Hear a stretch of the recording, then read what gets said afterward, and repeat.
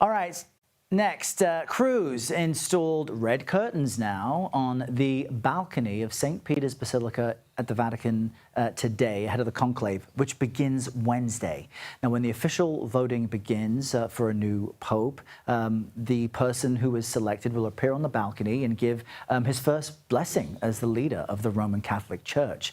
For more on this, let's bring in CBS News foreign correspondent Chris Livesay. He's in Rome for us and will help us understand what's happening behind you at the Vatican. Good to see you, Chris. Walk us through the process of the conclave. I'm sure you're getting this question all day, every day from your friends and family and the rest of us at the network. So how will things proceed?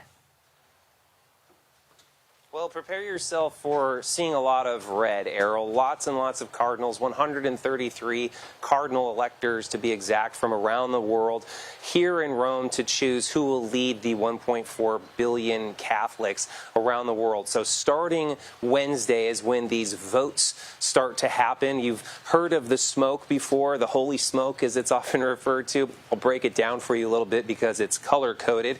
After the votes, they write them on a piece of paper, they crumple them up, and then they're burned. And then there's actually a fireworks expert or a pyrotechnics expert who has set up a device that creates even more smoke, black if it has not led to a conclusive decision, so if they haven't reached the two-thirds majority to elect a pope, and then white if, in fact, they have arrived at that decision. And you hear these famous words proclaimed from the balcony of St. Peter's behind me, Habemus Papam, we have a pope. And right after that decision has been made, amongst the cardinals, the next pope is asked if he wants to accept that role, and he's asked what name he would like to choose. He also goes into a little antechamber or a sacristy outside of the Sistine Chapel, or a part of the Sistine Chapel, called the Room of Tears. And it's given this name because it's where so many popes throughout the course of history have cried, some of them historically going into fits of hiccups because such was the gravity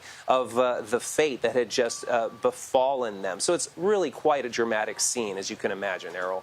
Yeah, and you're helping us kind of get a peek inside what is so secretive, what very few of us ever get to see other than the people selected to be Pope in such a palatial space. Yesterday was the final day of the mourning period for Pope Francis. So do you see a shift in mood now that things are a bit more forward-looking and conversations are centering around who might be the next Pope? Indeed. Well, you know, now it's sort of like official that we can talk about the next pope, but frankly, people have been doing that even before Pope Francis died. And now that, you know, we can reflect on his papacy and what it meant and how successful some people saw it and how others saw it to be a sort of failure. I mean, it really depends on what side of the political aisle you're on. And there are indeed different factions. There are the more traditional sides of the Catholic Church who see a lot of the arguably progressive positions that Pope Francis held to have been anathema to the direction of the church. But then there are progressives within the church who thinks that, you know, Francis didn't go far enough, that he needed to be more definitive on opening up the church to members of the gay and lesbian community, for instance. So there's really a variety of opinions floating around, and we really won't see how they play out until the next pope is named. Yeah, and Chris, as we have been discussing for a few weeks now, there's no guarantee that the next pope will be more progressive than Pope Francis was. It could go either way. It's all about what the other cardinals want. We appreciate you keeping us up to speed. Chris, thank you very much. And a programming note for you all, you can watch our coverage of the Papal Conclave all day, Wednesday, right here on CBS News 24/7. Of course, we'll bring you updates as the cardinals go through the process that Chris just laid out of selecting the next pope while we all wait for the smoke.